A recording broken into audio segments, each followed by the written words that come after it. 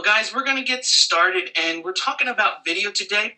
While we're going through things, if you have a question, feel free to simply go over to the Facebook page, fb.com/210consulting, or you can ask me on Twitter at JB140. If you want, we can start a hashtag and have a conversation there, which will be #VidRocks, because, I'm kind of into music, and so rocks kind of fits along. But hopefully you'll get something today. I'm going to try my best to keep it to an hour. However, I'm going to be honest with everyone. I've added today alone a bunch of really, really good content and a ton of awesome nuggets of information. And so it might go a little bit closer to 90 minutes. I'm sorry in advance. If you have to leave, I understand. I'm going to try my best to do a recording of this. Don't know how great it'll come out, but we're trying. So let's get started with this. And I think, before we get moving into doing tips and that, we need to first understand what is video. And so by definition, video is a recording produced with a video recorder or a camcorder or some other device that captures full motion, meaning it has motion. When you're seeing, water, it's moving. You can see people walking, talking, those type of things. It's not just pictures or stills put to music. I kind of think of those as slideshows. Even when they're uploaded to a video service like YouTube and those, I still think of it as that, which, they're good, but hopefully by the end of the day, you'll be willing to step out a little bit more and try a couple of the things we're going to talk about. So you create videos. The first thing you need to know is, where should we be putting them? Well, here's a couple really good places to do, and most of the people on the call today are going to be in the real estate industry somehow.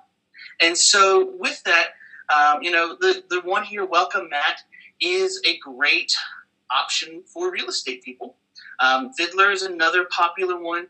Vimeo is great. However, you have to be careful with the commercial things and commercial productions. They will shut you down. And then, of course, there's YouTube.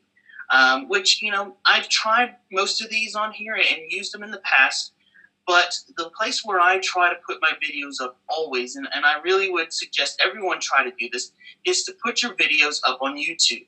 Now, why, you may ask? Well, let me give you a couple statistics on it. On YouTube, there are 3 billion videos viewed each day. That's a ton of people looking at video. Every 48 hours of videos, or I should say 48 hours of video is uploaded every single minute. Of these videos, it's also important when you put them up, there's settings inside YouTube that you can make it where people can't view from their mobile phones or TVs. I think you shoot yourself in the foot if you do that. Why? 4 million views are done from mobile devices. That's a lot of people watching from their phone. And then lastly, there is 150 years of video watched on Facebook daily. Now, this might confuse you a little bit, so let's explain it a little better. There's 150 years of YouTube videos shared on Facebook every day. So not only are people watching this stuff on YouTube, but it's getting shared over into the largest social network in the world, and people are watching it there. So people are going to YouTube to find the stuff to share on other social networks. They're watching stuff there, and there's a ton of great content. So that's why I try to focus my time and my efforts, because we are all limited in what we have available, on doing YouTube. Okay? Oh, I clicked the wrong button. Let's go back here. So let's talk about some key components of what we're going to discuss today and go over. The first one of those is syndication. Where do you send it? Where do you do? And we talked about that already, so we've already covered the first one. The next thing is going to be the camera that you use. I get this question a ton. What camera should we be using? Should I get this? Should I get that? My budget is this. I need, all those type of things. So we're going to discuss that in pretty good detail, and I'm going to show everyone what I have, and I've got the full range from cameras that you may spend $50 to purchase up to stuff that you could spend close to $1,000 on. So we're going to discuss types of cameras that you want to use on a regular basis. We're also going to discuss lighting. It's so important when you create a video that you're able to have good lighting. If you can't see things well in the video, it loses that whole visual power of it. The other part that's important in video that gets overlooked so many times is the audio. You know, we all like to use things that are simple, and one of the problems that I see with using the iPhones and, you know, Android phones and your smartphone is that they don't always get the greatest of audio. So we're going to talk about some options and some microphones and things like that. We're also going to talk about, you know, the importance of using a tripod. Now, I'm going to show everybody one that I use. Now, while I'm going through a lot of these things in gear and things, don't try to write it all down. I've got a page on my site that I'll give you the link to, and you can all go there, and it's all listed right there. So, you know, a lot of times people try to write it all down, and then they end up missing a lot of good stuff. And then lastly, we're going to talk about editing your video and also publishing it and things to do when you're publishing your video. So let's talk about cameras here for a minute. And here are just a few that I use, and I'm going to show you some examples of them in just a minute. So we use the flip cam. Maybe you have one of those. They were extremely popular. They were not that expensive, and so people really enjoyed those. The Panasonic Lumix TZ5, that's actually my old point-and-shoot camera that I used to use all the time when I was selling real estate. The Kodak PlayTouch, another great option.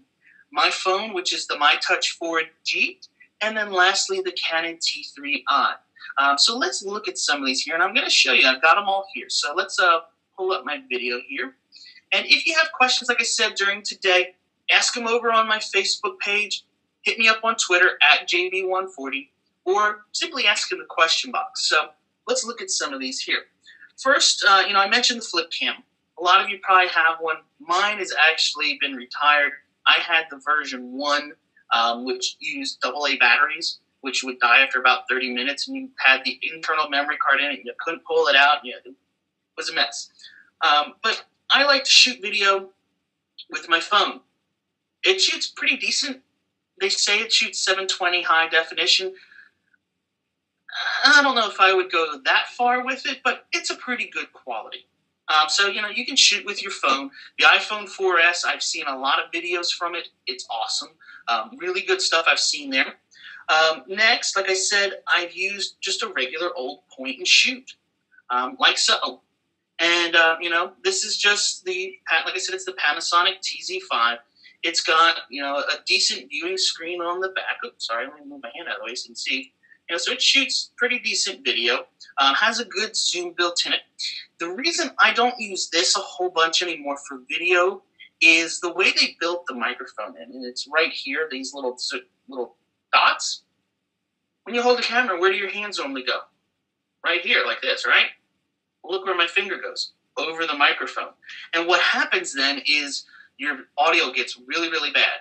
There's no jack to hook on external, and also the size of the videos that this makes is huge. So if I shoot a 30-second video on here, it's almost a gigabyte in size, and that's just ridiculous. So that's the Panasonic TZ5. If you need a point-and-shoot camera and want to do video and just get one, this is a great option. You can get one of these for about, I think they're like $200, so they're not that expensive. On the video, you know, some other things. So we've got the Kodak PlayTouch, okay? This is a great little camera. This is similar to like your flip cams, but this will shoot 1080 high definition. It has on the back a full touch screen, so you know you can go in here, you can click buttons and go around. You know, so if you like that touch screen feel, it's all built in here. Really nice. Some of the other things really cool with this camera is that here on the top there is an external microphone jack. So you can buy a microphone and hook it in. And I'll show you some examples of the difference in audio down in a little bit. But here's the microphone that I like to use. And I've got it all wrapped up here. But there's about 20 feet of cable on here. And I can simply just take this end of the jack, and it just plugs right in there to my camera, just like so. And then, you know, it has a little clear plug on the other end of the microphone with a clip that you can just clip right onto your shirt. So I can hook this on and go shoot. Like I said, it's about 20 feet of cable. This little guy is only like $25. And when you see the difference in audio, you're going to want to get one, especially if you're shooting with like the Kodak or a video camera that has an external audio jack. I know for the iPhones, there's now, I think it's called an iMic, which is at Radio Shack for about 65 or 70 bucks. That does kind of the same thing on an iPhone. So let's talk about some other real cool tools here with this Kodak PlayTouch a minute. And one of those that I found really handy is this little guy right here. And what this is, let me open it up, is it's actually a little wide-angle lens. So it's just magnetized. You'll see here on the front, I've got this little ring around my camera. The magnet just connects it on. And what it does is it allows me to get a wider angle shot. So if you're in some areas where it's tight and you want to get a little bit more of your shot in, it's a great option. And it just magnetizes right on the top. Also, really important, this has right here, you can't see it the greatest, but there's a tripod mount, which is really good. Now, one of the issues I really see with, these small little handheld type job cameras is that it's really, really difficult to keep this steady. No matter how hard I try to hold this steady, and you'll see some tripod stuff in a little while, it's got to have that tripod mount or something to hold it. So what I did is on Amazon, I was searching one day for just something to make things a little bit more steady, and I came across this little guy, and it's a bracket that I can simply screw this right in here, and it slides, back and forth, so I can move it in here. And what this does is it gives me a real good grip, something to hold on to shoot my video, and it makes it a lot steadier when you're trying to shoot a video. And I've tested it a bunch. It's amazing what this little guy will do. It also has some little mounts, so if you need to hook on, some lighting or things like that, and this will also connect right to your tripod, so you can do that as well. And speaking of lighting, one real simple thing, and we'll get into some more of this in a little while, is this little guy. This is an LED. It has 36 LEDs built in it. It's rechargeable, lasts about an hour when you charge it. But this little guy, you go in a room that's, kind of dark or not the greatest of light, it's pretty powerful. You can see if I turn it around on myself here, look at the difference in how much that lights me up. It's really good. And so that's another reason why I love this little mount, because I can simply take the light, it'll slide right in, and it's hooked on here. So I can hook this on here, have my camera on here, and I've got a little video studio type of deal to go. Hook my microphone on, I'm good, right? So while we're on gear, I just want to cover a couple other things, and then we'll get back into the presentation. Cameras. So, by the way, the Kodak PlayTouch, you're looking about $140 now for one. Sometimes they're on sale for a little less, but I think they're right around about $140, $143 on Amazon. Like I said, I've got links to all that stuff over on my page, and I'll give you that link in a minute. But maybe you want to have a little bit higher quality. You've done the flip type shots, you've done the little handhelds. You want something more high production. If you have a little bit of photography skills or are willing to learn some, let me show you what I use, and I absolutely love it. And that's over here, this little guy, which is the Canon T3i. This is a HD DSLR camera. It shoots high-resolution 1080 video. It also takes amazing photos. So if you need photos for your listings or, other things, you do photography, whatever, great option for it. I bought mine with a little upgrade on the kit lens. The normal one has what's called an 18 to 55 millimeter zoom, so it zooms a little. This one goes to 135, so it will zoom twice as much. I'm trying not to get too technical with it. But it has the ability over here to hook on an external microphone. It's right here in this little flap. You can hook it on right there. The other thing that's really cool with this camera is, there's a lot of times I'm shooting video of myself. And when I'm trying to shoot it on the Kodak, I'm trying to shoot like this. I can't, there's nothing to see me. I don't know if I'm in the shot or not. And I've had to retake things and miss out on some really good takes because I've cut off, part of my nose or part of my hair or whatever. So what's cool is this guy has the lens. It will flip out. So I can turn it around. And now when I'm ready to shoot, I see myself in the lens instead of someone else. Or if I turn it this way, you'll be able to see what it looks like. Another thing that's cool is if you're shooting video and it's down low, you can turn it kind of this way and get it down below you and shoot without having to get down on the ground. So it's some really great options all built in to this Canon T3i. Now, a camera like this, you're going to spend probably about $900 on. But you have the ability to then go and buy the professional grade lenses if you want to down the road. It takes a learning to understand how this works. You need to have an understanding of what white balance is and exposure and aperture and all those fun things in order to use this type of camera. But, if you put a week or two into understanding the basics, what you get from this will be great. So what do I put this on? I'm not going to stick this onto just an El Cheapo $20 tripod. Why? I don't want it falling over. And also when you're shooting video, you need a tripod that has a little bit of weight to it so you're not getting this kind of bounce as you're, panning back and forth or moving it around. So I recently upgraded my tripod. Let me pull it in here so you can see quick. And it's this guy right here. It's the Sun Pack. I think it's like a 7500 Platinum Plus. And so you can see, it's pretty big. It weighs about 5 pounds on its own.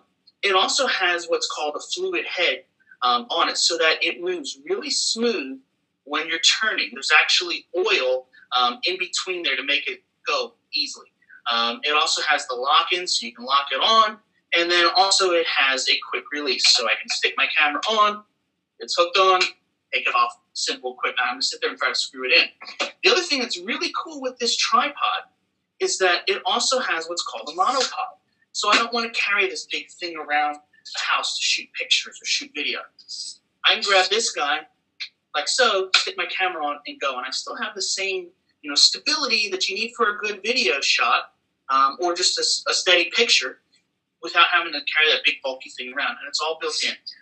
One of these is about, I think it's like $90 or so. So, it's a little bit more expensive, but if you're shooting video, it's great. And it'll work with any type of camera it hooks on. So we've covered the gear, okay? I think we've kind of gone the whole gamut with it all. Let me just make sure we covered all of the fun things. I think so. So let's see if there's any questions from anybody. Somebody asked, is there a wide angle for the iPhone 4S? I guess you could probably use that Kodak one on it. You just have to put that little metal ring, like I've got on here, this little guy, on your actual on your phone. I don't know if you want to do that, but you can, and it would work the same way probably. That lens should fit right over there on the iPhone. I don't have an iPhone, so I couldn't tell you for sure. Let's see here.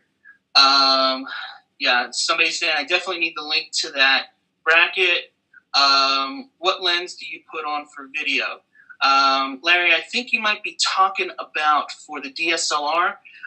Right now, I'm just using this kit, 18-135. I've got on my Amazon wish list if anybody wants to go shopping for me. 2 other lenses. One is a 50 millimeter prime lens that's an f1.8, which probably right now a lot of people are going, what the heck's he talking about? If you understand photography, you understand that. The other one that I'm really, really interested in getting my hands on is a Canon L Series 24-70 f.26, I think it is standard through. Hope that answers your question, Larry. Jackie has that Canon. She loves it, says it's amazing. I need that tripod too. Yep, definitely. HD Hat has a wide angle for the iPhone. Yes, HD Hat does have one there for it. They've got a lot of really cool lenses. They've got stuff also for the iPad.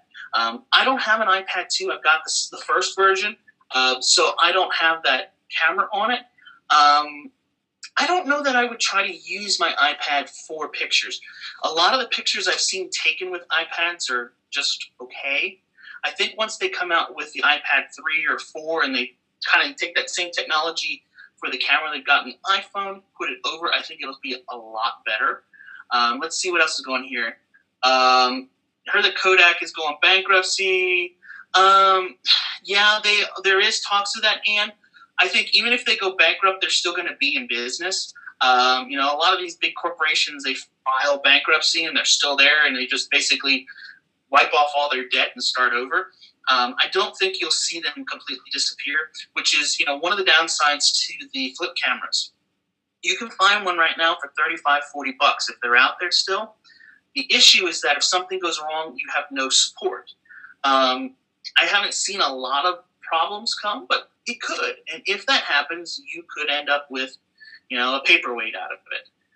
Let's see here. Tom says he's got a 10 to 20 super wide angle. Yep, that would be a good one as well. Saving for the D7000. Vicky, one thing I would make sure to check in, unless you already have Nikon products and you use them a lot, really, really look at the Canon. Canon, for some reason, to me, seems to be a little bit better on the video side of things. Nikon has a little bit better maybe on the photo side of it, but it's a very, very small margin on the photo, whereas the video is a pretty good margin right now. The Canon products, I can't say enough about them. I'm definitely, I would say, a fanboy. Let's see here. Do you recommend a quick crash resource for photography? I took a class long ago, but need a refresher. I don't really know any for photography, Robin, but on video, there are a few really great people out there for video if you want to learn some stuff. One of the guys' names is Philip Bloom. I would highly recommend everyone check him out. Another one is Dave Dugdale, which he's also great. Also, if you guys are in real estate and you want to learn more about video and you want, send me a message on Facebook and say, hey, add me to the group. There's a really, really cool Facebook group, which is just on real estate and video. And there's a lot of really, really smart people in there sharing stuff, sharing ideas, and I can get you into it. Love going to be able to change the lens with my D3000. Yep. That's one of the greatest parts of the DSLRs. With the DSLR camera, and we'll get back into the stuff in just a minute here, you can actually literally, put any lens that's a Canon lens on this body. So what happens is people go out, they actually buy their lenses, and they keep them forever. That's why lenses cost twice as much as the body. That one lens I mentioned is $1,200. You can get just this body now for a little over $600. And $1,200 is kind of cheap on some of the lenses. But anyway, all right. So let's get back into the presentation. Thanks, guys, for the questions. We'll check into it a little bit. Somebody asked, how about the Sony for video cameras? I'll be honest with Sony. I'm not really impressed by them, any part of it. I've watched tons of reviews on their DSLRs that they're coming out with, and I haven't seen a lot of greatness out of them. In fact, just like I said, I'm not impressed by it. They finally are starting to switch over and get rid of their proprietary memory cards and those things. So I don't see a big advantage. Also, one thing on memory cards. It's important when you're picking a memory card to get a good quality one. Don't just go with the one that's got the $20 off sale today. The ones I use are SanDisk Extreme Class 10. Class 10 means it's going to run faster, and it'll actually transfer as you're recording the video on something like this. It's making a rather large file, and it records it and transfers it quickly to the card. Also, when I put it and connect it to my computer, it transfers it over faster, a lot faster. I've used some that weren't, and it would just take about 3 or 4 times longer. So check those out. Like I said, all this stuff, and just so everybody has the link, if you go over to my site, which is 210consulting.com/gear, you will see everything right there that we talked about, as well as computers I use. Everything that I use, I have there on my gear list. And just so everyone knows, if you buy something from there, it is an Amazon affiliate link. I get a couple cents. So anyway, let's jump back in here. So so we talked about all the different types of cameras out there. One thing I forgot to show you guys, and let me, sorry about that. I said I was going to get back in. I lied. So back here behind me, lighting is really important. And if you got an office and you're going to be shooting a lot of stuff inside, it can be extremely helpful. This is a lighting kit. It comes together. There's 2 of these with umbrellas, 2 without. And the light, you'll see when I turn it on, is going to be a different color than any of the other ones in my office. It's made to make it feel like natural day. Works great with the DSLR because you can set the white balance. Not so much with the cheaper cameras, but if you need a lighting kit, it's a great one. It's like $80. I've also got a screen that if you've seen some of my videos before and I have just a black background behind me, that's what it is. $80 I think on that or so, and it has its own stand, pops up. It's like 5 foot by 7, so it's really great too. So let's get back in here. So we talked about the different cameras out there. Let's talk about lighting for a minute. When you're shooting stuff inside, it's extremely important to turn on the lights. You know, a lot of times I see people try to shoot video of a room or of a house or something like that, and they leave the lights off, and you get these really dark spots, and you can't pick up the features and the depth of the room and all that stuff, and everything's kind of skewed. So turn on the lights. Secondly, shoot away from the windows. Don't shoot directly into a window, because what happens is that window's pushing in a lot of natural light, and it puts shadows on the front part of your face or on the front part of it, and it'll really mess things up. And I'm going to show you an example video in just a minute where you'll see you see the color of the room, and all of a sudden it gets real dark like you're in a cave, and then you get out of the cave and you go back around. That's not too good. Also, you want to try not to mix light colors, meaning if the room has fluorescent lights and it has, table lamps that are incandescent and halogen and all that, try not to use all of those and mix them all around. Find what's going to give you the best overall and just stick to them. As you saw, that light behind me has a different color.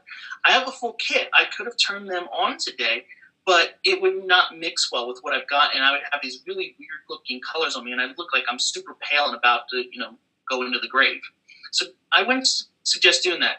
Another great thing is if you're going to be shooting, most of the time it's going to be, incandescent lights. So go out to like the hardware store and pick yourself up a set, just a cheap set of work lights. The halogen work lights, they come on a stand. You can usually usually a double pack for like $25. Get a pair of them and keep them in your car when you're going to go out and shoot video or even just pictures. I can't tell you how many times when I was selling real estate, I would use those over and over and over. And they were super handy and worked so well on just lighting up a room. And the people would see the photos and be like, wow, how did you do that? And so go buy a pack. Like I said, you might get them for $20 or $30. It'll be one of the best investments you use for shooting video and also taking pictures.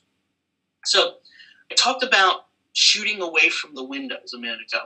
And let's just see an example here. I'm going to show you a quick video that I shot in my house. I didn't edit it or anything, so it has a couple of jumps in it, but you'll see what I'm talking about here. Where we started over by my television, and I just spanned through the room. And so as it starts, you'll see here, it's really bright, really, really bright. Lots of light coming in. The windows are, it's the middle of the day. It's beating down the light. And all of a sudden, it starts to get really dark.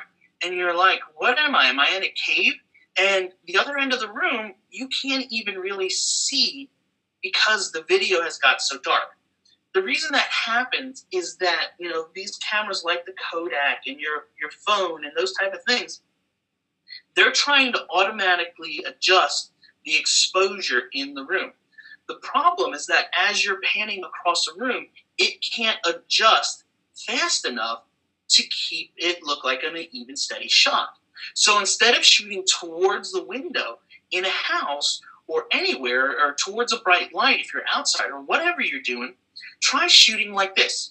Also, you'll notice there's no lights on inside the house. So take a look at this one, which is the exact same room, just standing over by the window, shooting away from them. And so you'll see it stays pretty even, pretty steady throughout the entire shot. Same colors throughout, and you can pick up the actual features of the house, okay? So next, we talked about audio a minute. And here's a quick example I want to show everyone. I'm going to just make sure I've got my audio up here on my computer because it's going to run a video. And I want you to hear, this is me just standing in the backyard. Now, I live near the beach, so there's usually a constant breeze of some sort. going on in this area. And what happens is that when you're shooting video outside, how many times have you tried to shoot a great video and you can't hear anything because all you hear is the wind blowing? Well, I talked about that $25 microphone. Look at the difference it makes in your video. So here we are shooting without any microphone. Right? My guess is that you can hear me right now. It's probably blaring through instead of my voice. But I'll show you in a second the difference by using a wired microphone for $20.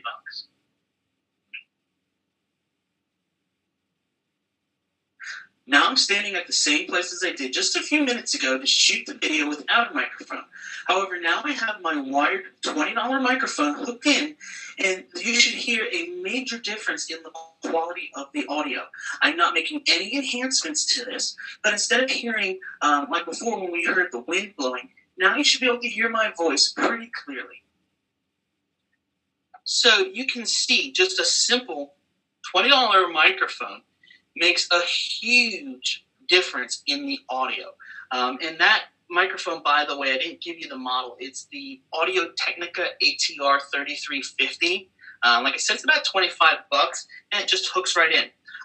One thing also with it that'll help you guys a lot with your audio. Let me just jump out here a second and go back here. Is this little guy here? It's a little adapter. Go over to your Radio Shack and you can pick it up. I don't know if you can see it too well in the video. Let's see if you can. Let's see. You notice there's one black ring right here on this microphone. That means it's a mono left audio. So if somebody's listening to this on headphones, they'd only hear it in their left ear. Not the greatest, okay?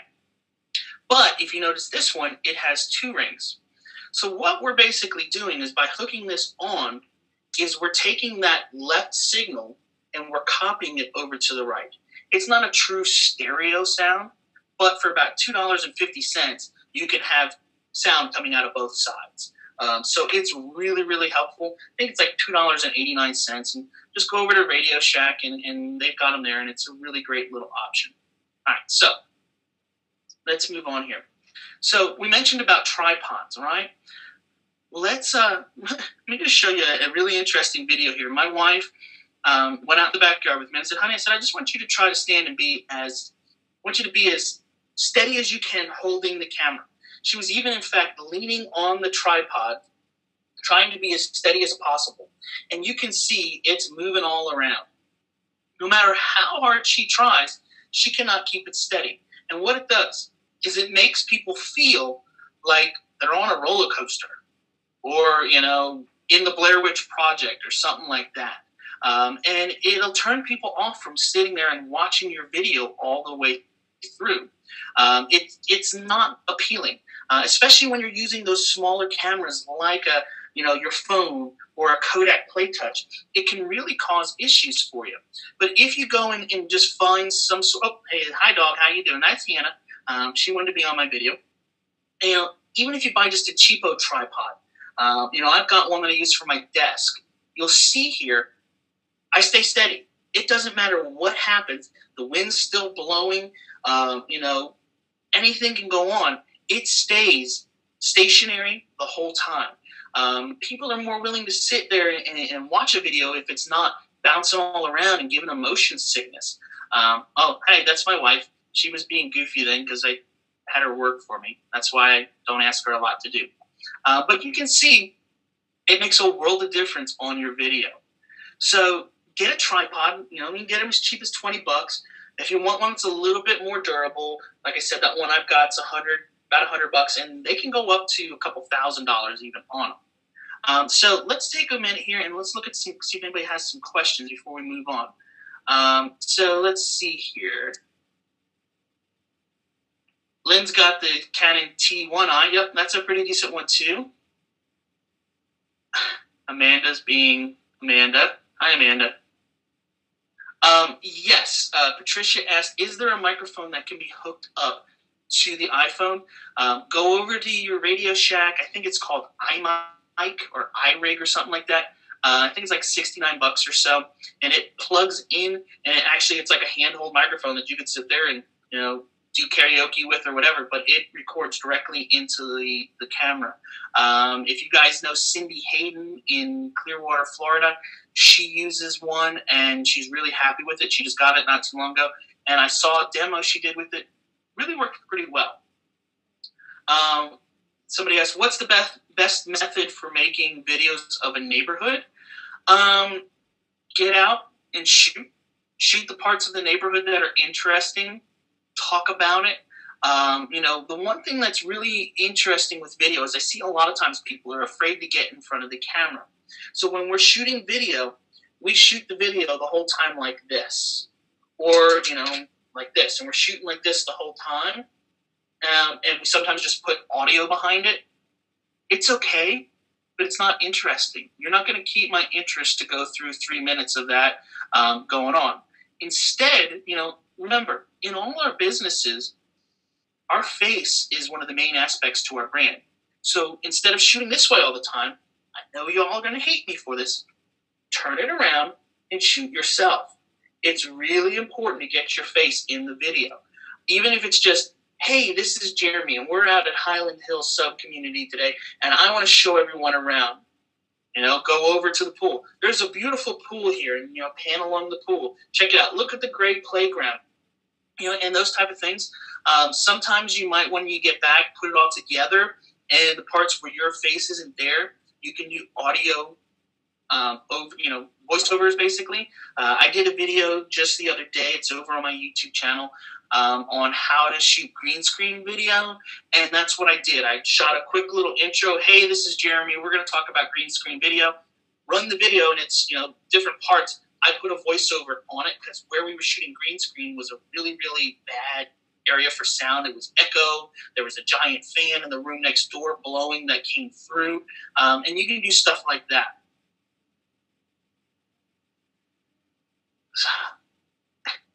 Hannah left. I'm sorry, Amanda. Hannah, the dog, did leave. I was afraid when I saw the video footage later that she was going to stop and pee. Luckily, she didn't. Larry's got the Canon T2i. Larry, the T2i and T3i are exactly the same. The only difference is that flip-out screen. What do you recommend shooting yourself with? What do you recommend for shooting yourself with a Play Touch? I have the same tripod as you, but it doesn't work well with self-shooting. It's tough with the Play Touch, any of them, because you have to kind of line it up, guess, and do it. If possible, what I do sometimes in my office is I'll take one of these lights back here and I'll set it there if I'm going to shoot with it, aim it up on it, or get somebody just to stand in your spot and say, hey, stand right here on this X a minute, set it up, get it all right, and say, okay, thanks, and then hit play, walk over, and stand in front of it. Is there a device for an iPhone or iPad that will provide stable video if I'm walking while shooting, like a walkthrough on a home? There are some different brackets and things you can use with the iPad and iPhone to connect them to a tripod, or some other cool things are sliders. And if you guys see these nice, real cool things where the video is just kind of going like this across, somebody's using what's called a slider. For a couple $100. Most average agents aren't going to go and buy those things. It's not going to be that valuable to do it if you're not shooting that many. Yes, Amanda, you'll shoot your eye out. Oh, hey, somebody's got to go. A buyer called, make an offer on a house. I don't blame you. Go sell it. Or a device to mount on a dashboard for driving. There are a lot of cradles out there and those type of things. Be real careful with what you get. And let me see if I've got one here handy. Yeah, here it is. So my father-in-law was at a convention where this guy who was this awesome inventor was. Here was his cradle. Okay? He took a couple pieces of foam rubber, stuck it on a couple pieces of bracket that he screwed together, stuck this little army thing in with that, and this is his cradle. It's a piece of junk, okay? So be careful. Go read reviews on like Amazon of them. Go into Facebook and ask in some of the tech support groups.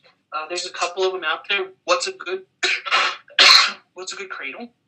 and you'll find stuff. Are you going to have that green sheet video again? Patricia, it's actually on my YouTube channel, youtube.com/210consulting, and you can see it there. Oh, geez. Amanda, I'm going to have to get rid of you soon. Yep, Tom, you're right. There's one in every crowd. Know if there's a mic for the Droid X. I'm not sure, Pam. I would go to Radio Shack and ask them, say, hey, this works on the iPhone. Do you think it'll work on there? And it might be one of those things you have to buy, test it, and return. I'm not sure. So let's get back in here to things. Amanda, we still love you. Tom does too. So let's jump back in. So software. You guys don't have to go out and spend hundreds and hundreds of dollars on video software for what you need to survive in business. If you're going to become somebody who's doing videos for a living, you're doing it more as a pro, yeah, then maybe you want to go and spend some money. But every computer out there, if it's a PC, comes with Windows Movie Maker. And, the Macs have a really good option of iMovie. It's, they're inexpensive. You can upgrade them to the newer versions for maybe $15 or so. So they're really good quality stuff. Use them. Learn how it is. Learn if you're going to like doing video. Get some practice. Get some success. And, hey, if you want to upgrade down the road, that's great. For the Macs, there's, Final Cut Pro, and it's about $300. And then also for both of the systems, there's things like Adobe Premiere. But Adobe Premiere, you're looking at about $800. And so, like I said, unless you're really, really into video, I don't think you're going to go and spend a lot of money on it. So let's now talk a little bit. We've created our video, and I'm going to show you some examples of videos at the end of what I find interesting. But let's talk about, what do we do once we've created our video? How do we get it to YouTube, and what should we be doing when we get there? Well, the first thing you want to do is when you create that video and you save it to your computer, don't just save it as the default. Rename it as keyword-rich things. So if you're talking about a neighborhood or those type of things, just like you would for a blog post, use your search engine optimization skills and think of keywords in it. One that I recently did, and I'll show you the back end of it in a little bit, is how to customize the new YouTube channels. That's a question people are going to ask. They're going to want to know, how do I customize it? How do I set them up? Because they didn't really do a good job explaining it. So I created a video that way. And, the video's already got several hundred views on it because I keyworded it properly.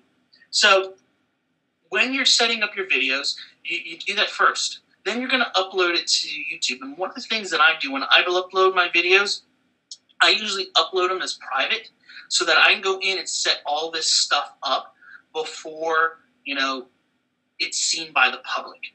I don't want them to see it. And like I said, we're going to go to this video actually live in just a couple of seconds, and I'll show you how to set this up. But it's important that you fill in the title, the description, the tags.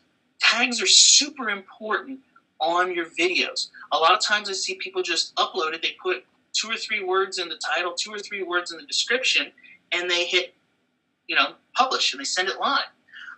It doesn't help you. Also, if you want your videos to get more views, more exposure, another thing that's really important is when you're creating videos to also upload a transcript of what's said in the video. And I'm going to be honest and say I don't do this very often. And for me, it's mainly just a time issue. You can go over to services like Fiverr, Fiverr.com, and hire somebody to transcribe them.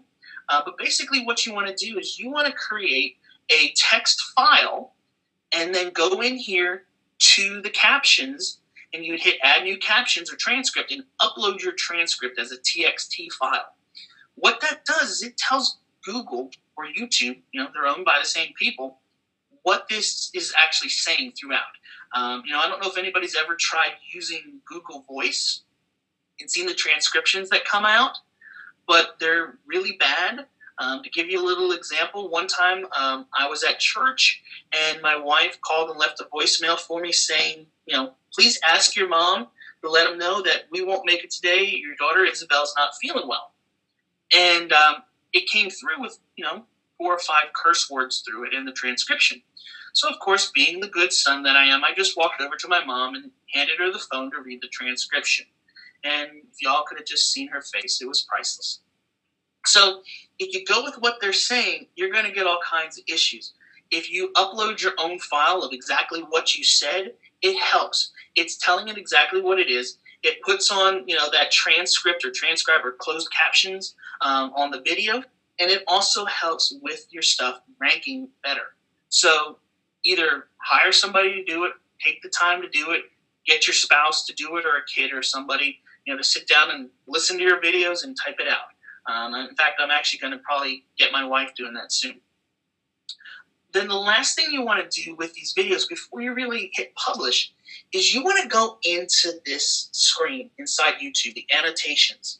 And it's extremely important to do this. What I've seen and heard is that the more annotations that you put in to your videos, and putting those call to actions, by using them, it increases what people do. I think it's like 300% or something like that. It's ridiculous. So adding, a little pop-up that comes up and says, if you like my video, subscribe. Or, hey, if you enjoyed this video, give it a thumbs up. The algorithm of YouTube and what they use to determine what videos come up top in a search, which, by the way, if you didn't know, YouTube is the second most used search engine in the world, next to its big brother, Google. So it's important that we have our stuff coming up well.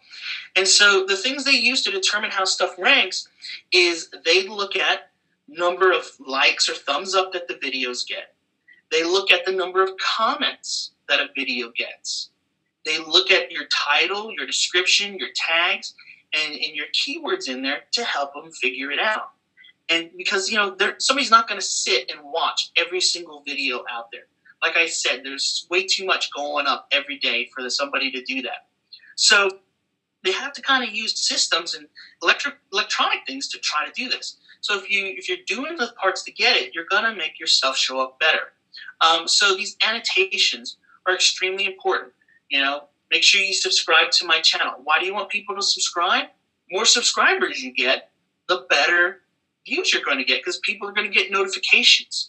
They're going to get all those things, and it's really important to have those. So you want to say that. You want to say, hey, if you like this video, give it a thumbs up.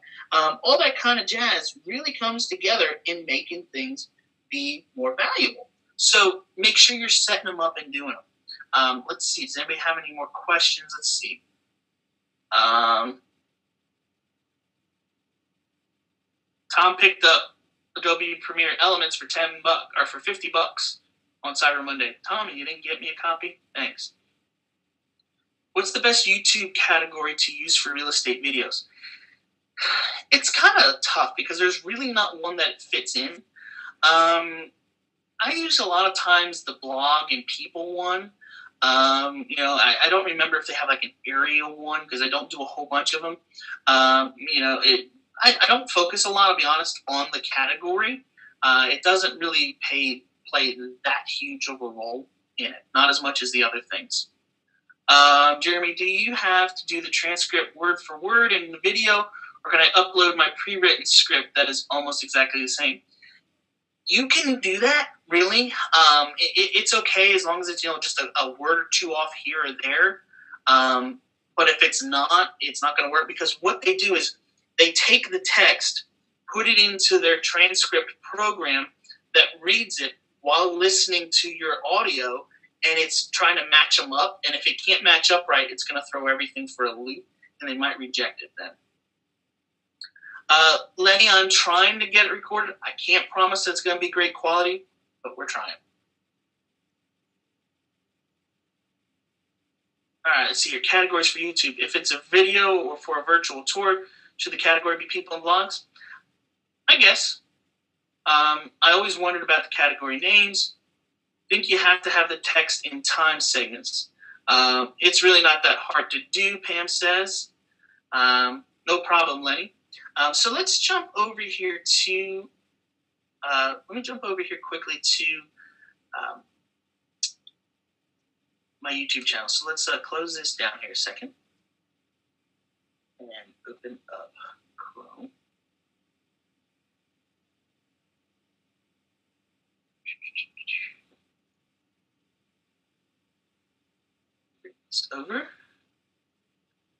And here is my YouTube channel. Let's get it to fit in the screen. There we go. So here is what you look like now when you come into YouTube, and it's changed a lot. You can see they're trying to go more Google Plus, Facebook with their streams and whatnot going through. One of the gentlemen I talked about, Dave Dugdale, right here is him, DrewMatt5280 on YouTube. Awesome guy, has amazing videos and a lot of great content. But let's jump over here to my channel quickly. And what you're going to see first when I come to my channel is I went through and customized this and created just a real simple welcome video. And it's actually set to autoplay when people come. I'm not sure if that's the best or not. I enjoy it, so I do it there. But down below in this customization, you'll see it's pulling my uploaded video. Featured playlists are also starting to become very important. I do a lot with WordPress and building WordPress sites for clients. And so I've created a whole playlist of just the tutorials that I've done over the last few months for people. So you can see here's a bunch of my videos running down here. So let's see here. We'll go into this video, and I just want to show you quickly how it looks on the screen. Let's go down here and pause this so it doesn't play. And so here is the content that runs down below. You can see it's called How to Customize the New YouTube Channel Design. I put that in the title up here. Now in my description, and let's move this down over here so it's out of the way. Here's the description. How to customize the new YouTube channel. YouTube released a new design for YouTube channels. Here's a quick tutorial on how to customize. I probably got a little spammy with my keyword density, but I was testing to see what would happen. And it actually worked pretty well. So here's another great thing. YouTube's an awesome place to get traffic and get people connected to you, but we need to be also driving them back to our site. So I put a link for more information, how to customize your YouTube channel, visit this link. And so when somebody clicks the link, they're being driven from my YouTube over to my actual website where they can read content and all those things. Somebody asked about, can you just upload your transcript and do it? Another great thing you can do with that transcript or that is copy and paste it basically into a blog post and put your video in there. Another great thing. But you can see, so then down here below, we've got some comments going on. So reply to your comments just like you would on your blog. I've got 9 likes, 5 people didn't care for it. Oh well, it happens. With it. So if you guys want to help each other, and like I said, there's probably about 40 of us or so on here right now on the call. If you go out there and start, liking each other's videos, commenting on each other's videos, you're going to help each other out and help yourself at the same time. In fact, if you guys are interested in that kind of stuff, I'm going to quickly just go over here to my YouTube, to my Facebook page. And I'm going to just put up a quick link here. Want to help with videos? Leave your channel below. And, I'm putting that up. Go over there, put your YouTube channel on it, and I'll put mine in first. Go on here, though. Put your YouTube channel in. And if you want to help each other out, go in, subscribe to others' channels. Also, you can then see when their stuff comes in. You can like it, comment. And if everybody starts doing that together, you're going to help each other immensely with it all. I promise you guys it works. So jumping back over here quick to the YouTube, and I want to show you guys how I did some of the stuff and also what I was talking about with those annotations. So I have to quickly go into my video manager where it's going to pull up. You guys are going to see all the videos that I've done recently. And so here they all are running down through. And so we're going to come down here and find this one on how to do that. Edit the info. And you've got tabs up here at the top. If you start to get enough channel views on YouTube, they will ask you if you want to monetize your videos. I don't know if it'll be a huge advantage to you guys or not. I'll be honest, I've been doing it now for about 3 months, and I think I've made a total of like $10 off of it. But, you get one video that goes viral, gets a couple million views, and you can make a couple $1,000 off of it probably. So here's how we set it up. So I put in your title. Once again, remember, keyword rich. Here's the description. Now tags. As you start to type in things, it's going to pull up other options down here. You can just click them. If it's the way their tags work now is a little bit different than like a WordPress tag or blog tags. What you have to do is if it's a multiple word, put it in quotations. So you'll see here I've got how to in quotation marks. You can see customize new YouTube channel design Google. That is all being tagged as single words. Software tutorial is as a combination. New YouTube design marketing. And I can go through and add more. The more I add, the better it helps to describe what the video is about. You can come down. You can choose your thumbnail of what you want it to be. It automatically generates them for you. And so I picked this one because it shows off what the new thing looks like, and I think it's better than showing a picture of my face. Public, unlisted, or private. Okay, let's talk about this a minute. Public is going to be just that. It goes live to the world. Unlisted is if the video's out there, but the only way somebody's going to find the video is if you give a link. So maybe you found, you're getting a new listing, and you've got a buyer that you know is just really, really interested in this house, and you want to send it to them, as soon as you can, or you see something great and you want to share it with a seller. Okay, so think of it like this. When I was selling real estate, a lot of my sellers had, renters and their tenants. I might go in and shoot a video. In fact, funny story, side note, one of the houses that we had listed, the tenants were growing marijuana in the closet. So I could have quickly shot a video saying, hey, look, here's this plant growing in your closet. What do you want to do? And I could upload it there. And, and it would be unlisted in just those people, and they could share it then with, the police or whatever from it. But private, which is kind of the same thing, the only difference is the only people who can see it on private are the ones that the owner of the video sticks in. So I have to literally go and put the people's email address in. It'd be a little bit more difficult.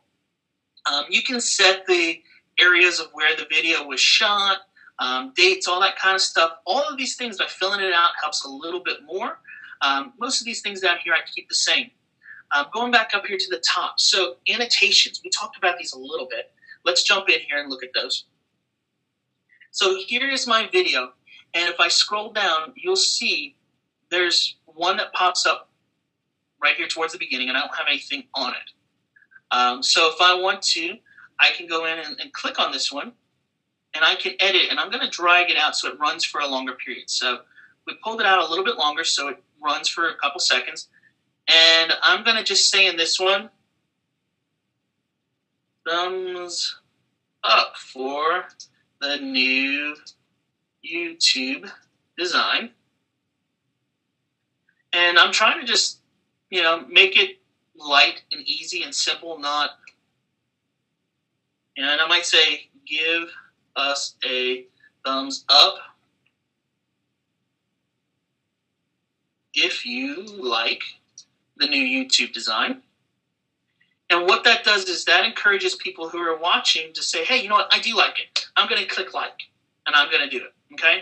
So I've added that here. So now when I go back to the beginning, first I have to save it. Let me just save.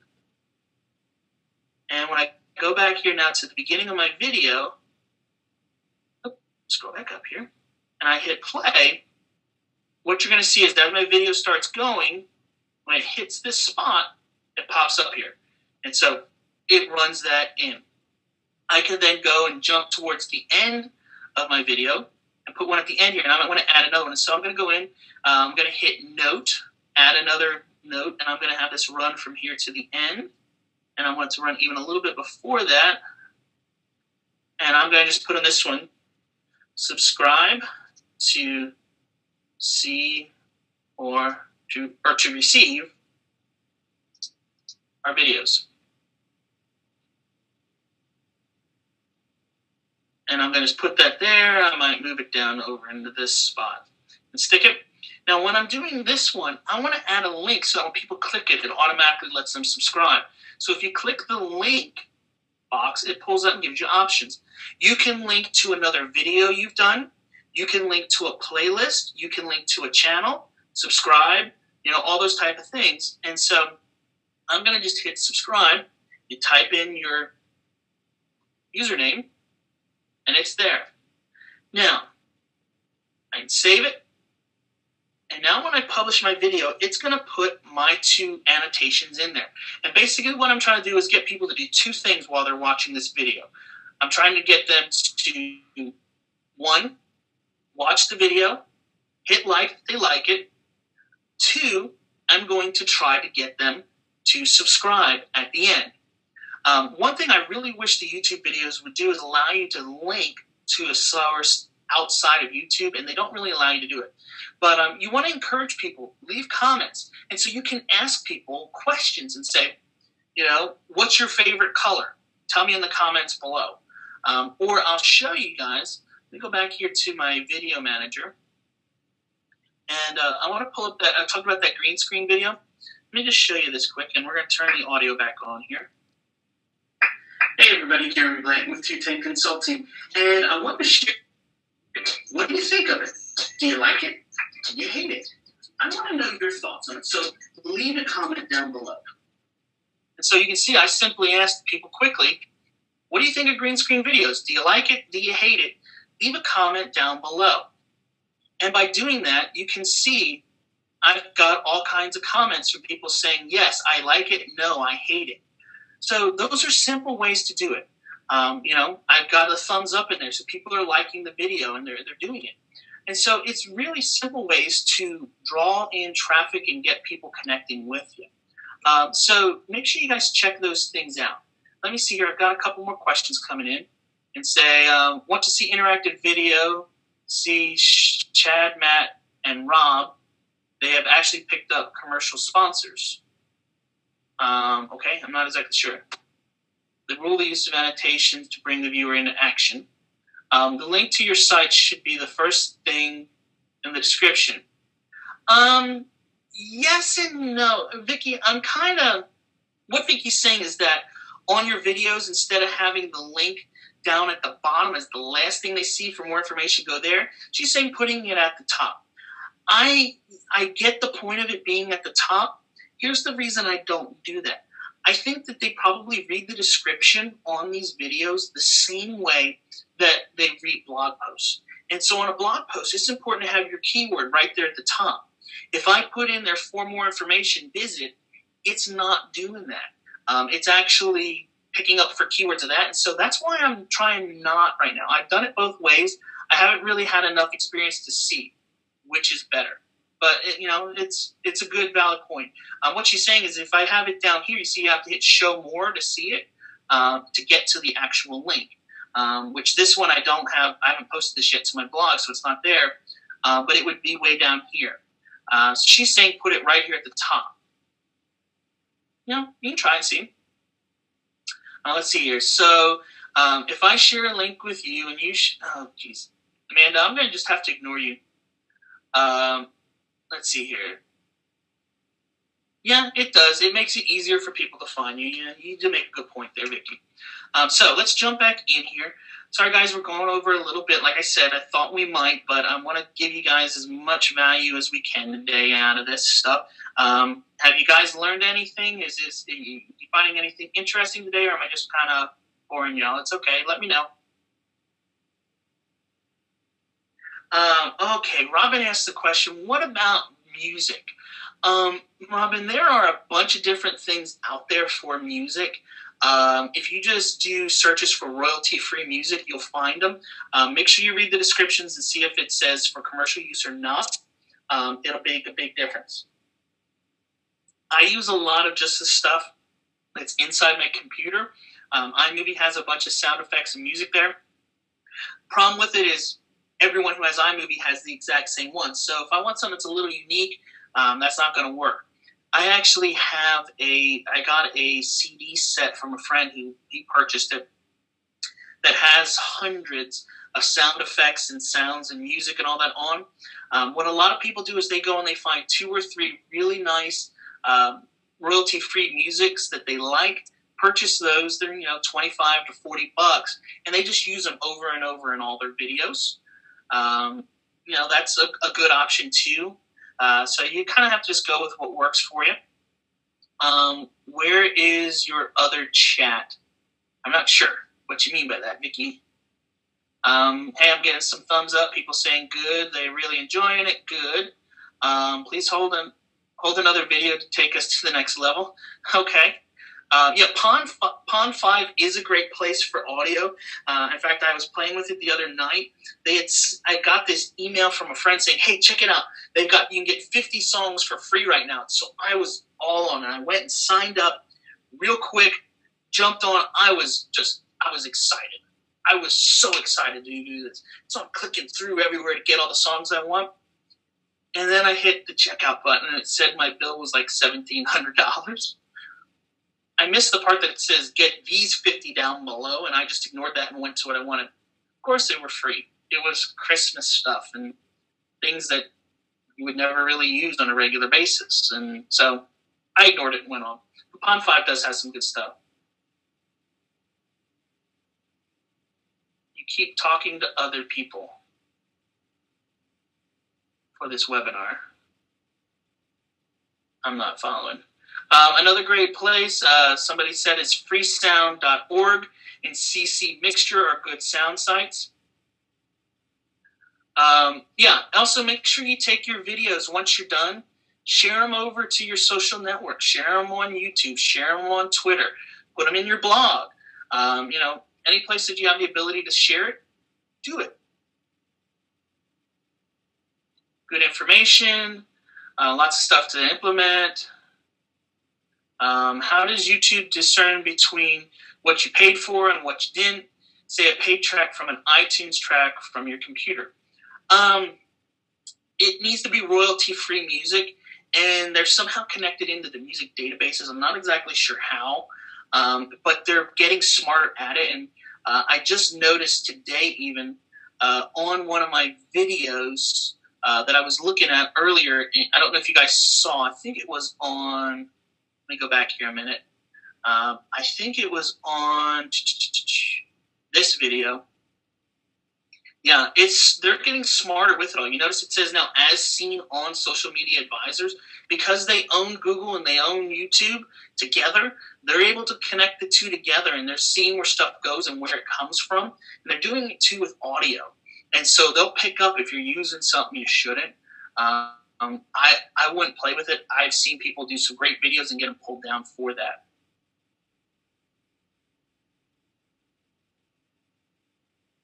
Oh, yeah, Vicky, you won't see the other. It's questions. It's not a public chat for everyone in there. It's just the questions. I'm following you now. So let's jump back in here, guys, and finish out some of this stuff. So let's jump in here. So that's the annotations and those things. Really important, really valuable for you. So video is not still photos with music. It's not virtual tours. And it's not agent commercials. Now, I know that probably upset somebody on our call, and I'm sorry if it did. But, guys, it's not. Videos of, "Hi, I'm Jeremy, and I'm a real estate agent for 22 years," or "I'm a business owner for the last 7 years." People don't want that. It's boring.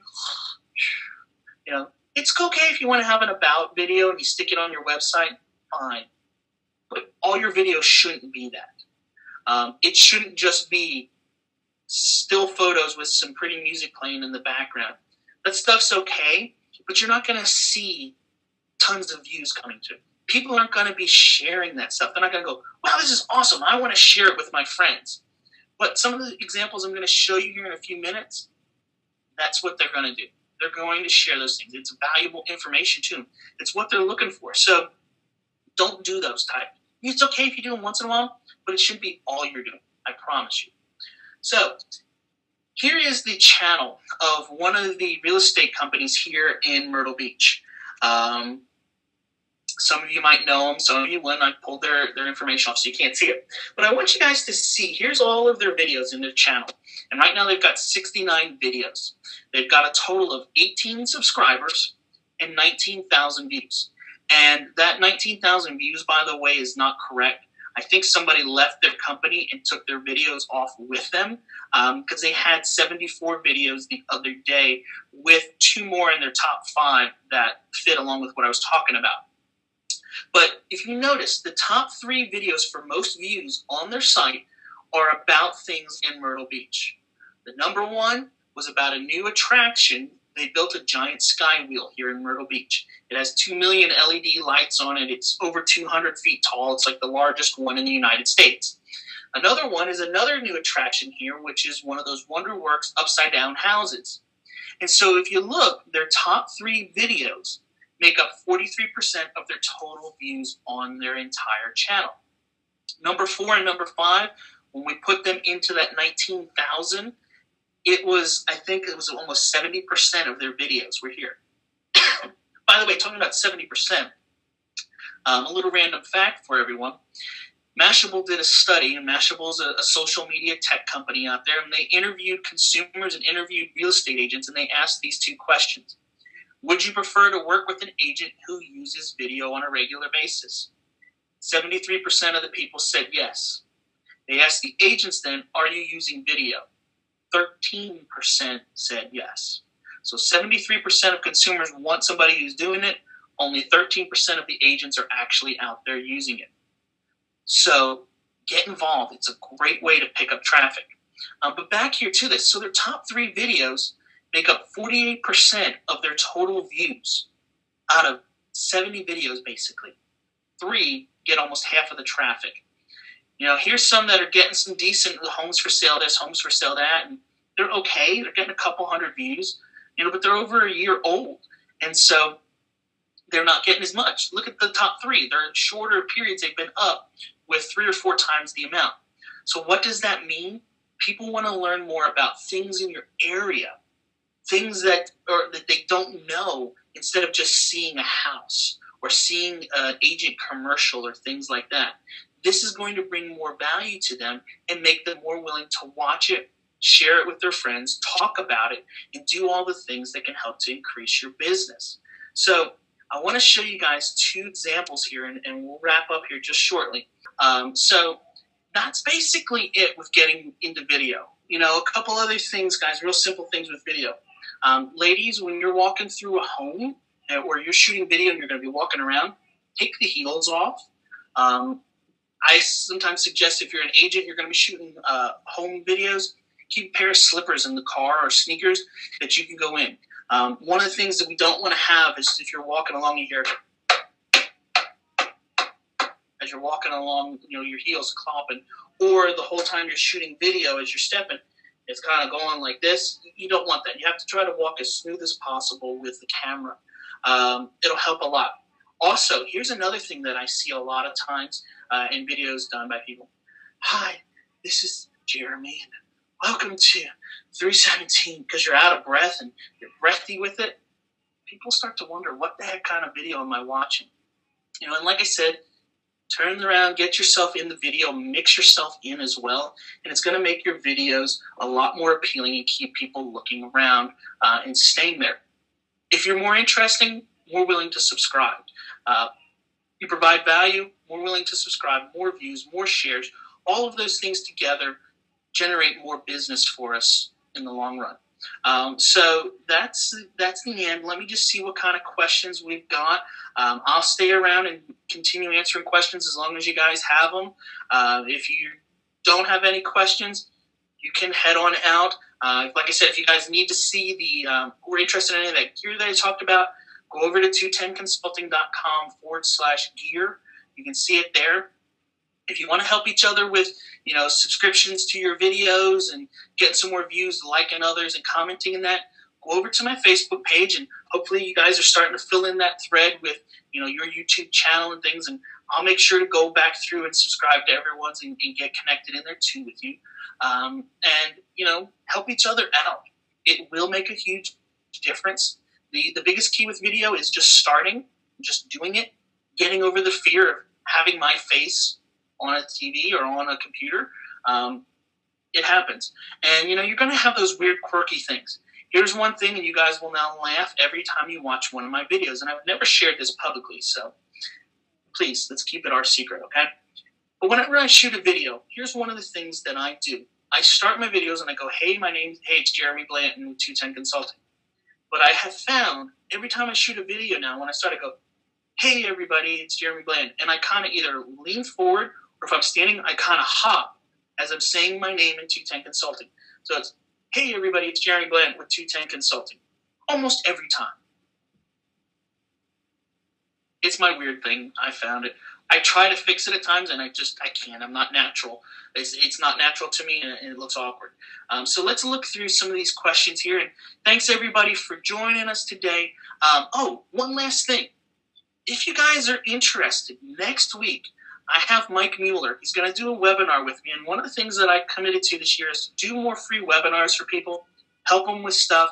Like I said, if you found this valuable today, go over to my Facebook page and let us know so that I can figure out. Also, if there's something else you want to talk about, tell me there. Maybe you want to learn more about WordPress or blogging or Twitter or whatever it may be. Tell me over there, and we'll figure it out. But let's look through some of these questions here. Oh, sorry, I forgot. Mike Mueller, Google+. Next week at 1 o'clock, we're going to do a session on Google+. He's going to talk about, advantages of using it, how it works, all those type of things. So on my site, you'll see in the upcoming classes segment, let's go over here quick, into the upcoming classes. Whoops.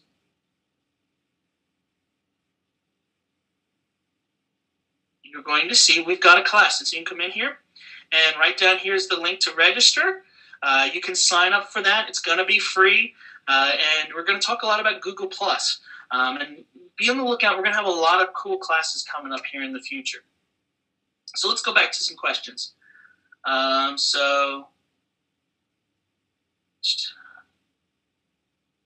Good, Vicki. I'm glad I'm doing well.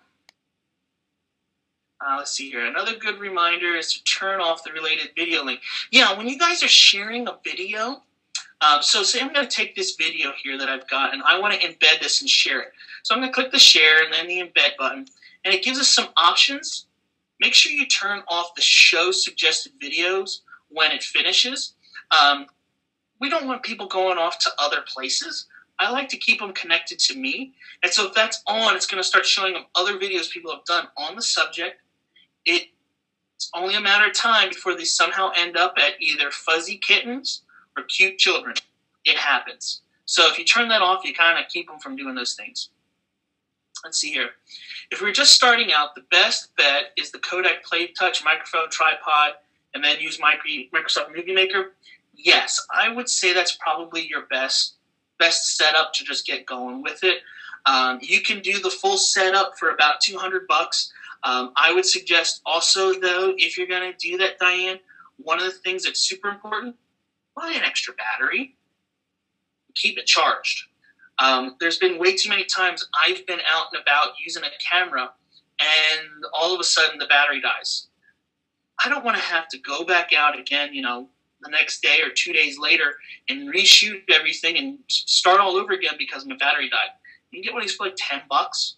Buy it. I keep mine right in the front pouch here of my case. It just slides right in here, and I zip it up, and it's with me now every time I go somewhere. Let's see what else is here. That was a very nice video. Yeah, I like that video. That Mashable stat is, let's see here. I have an agent that is doing quite well because she's the only agent in the area using video. Pretty common statement that I've heard over and over and over. The people that are doing video are seeing success come from it. Not many people are doing it. It's kind of like blogging. Not a lot of people do it because it's work. And it's not fun work always doing the editing. I'm weird. I like it. I enjoy doing this stuff. So be it. If you're in Myrtle Beach and you don't want to do video, give me a call. I'll come shoot it for you. I'll edit it. Set it all up for you. I enjoy it. Let's see here.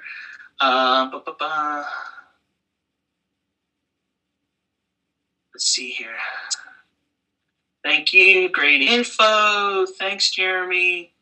Thank you. Hey, thanks.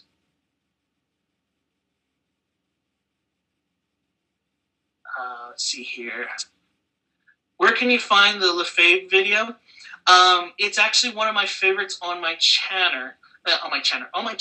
Vicky. So if you go over to my channel in the favorite playlist, it's in there.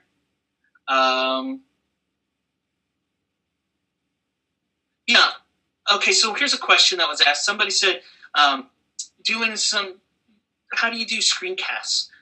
Maybe you want to share something that's on your computer screen. There's a lot of great options out there. There's Jing, there's Camtasia. On a Mac, a program I use is called ScreenFlow, and it just captures whatever's on your screen. And then so if you watch some of my tutorials on stuff, you'll see these sections where it's blowing up and zooming in here, then pulling out, and there's text here and that stuff. That's with ScreenFlow that I use on the Mac. It's a Mac-only product, but on PCs, you've got Jing and you've got Camtasia. Great options as well. Thank you, Vicky. Yeah, she agrees. Get the extra battery. Definitely, especially on the DSLRs, get one. They don't last super duper long when you're shooting video because it's playing that big screen. Awesome job. Good job. Thank you, Amanda. Even though you heckled me, you said it was enjoyable and you got some from it. Awesome. So, guys, that is basically it. If you guys have any other questions, like I said, ask them now or forever hold your pieces. If not, feel free to head on out. Go over to the Facebook page, leave your channel, subscribe to the others there, start commenting, talking, create new friends. Here's the other cool thing. You're going to learn a ton of stuff from other people and get ideas on what to do from what others are doing in their area. Like I said, not many are doing it in certain areas, so if you follow some others, you can put that in practice in your community, in your neighborhood, in your city. Couple of small things with your videos. When I'm shooting videos in my office, and just kind of a little freebie bonus thing, I used to stand and do it over against the wall over here with my screen, but I've shot my last few sitting at my desk, and I actually have two monitors. I have the main monitor here you're watching me on, and then over here to the right, so you can see me look over here, I have a second monitor, and I'm looking at the questions and stuff over here. So I learned, I use this as my backdrop, and I set my camera up over where this light is and put myself to the side so that this shows. If you put something in your shot to help give it some depth, to give it some character, it makes it just a little bit more interesting if you're just sitting there. Also, when you're shooting video, try not to just be either a floating head, just this little piece of you, or that you're so far back that you're getting your whole body in. People need to be able to see your face. They need to see your expressions and interactions on your face. It keeps them engaged more. So, all right. Okay, Vicky uses the ZI-8. The ZI-8 is just the camera one before this. It doesn't have a touchscreen, I think, on the back, and that's basically about the only difference between the two. Thanks. Don't forget to link to your notes. The link to your notes. Oh, yes. I think I have this up on SlideShare, and if I do, I'll make sure to send everybody a link. I'll put it up on our Facebook page then. If not, I'll get it up there and put the link up later on today. Thank you. All right, guys. Well, if you don't have any other questions, we're going to let y'all go. So you've got 3, 2, 1. See ya.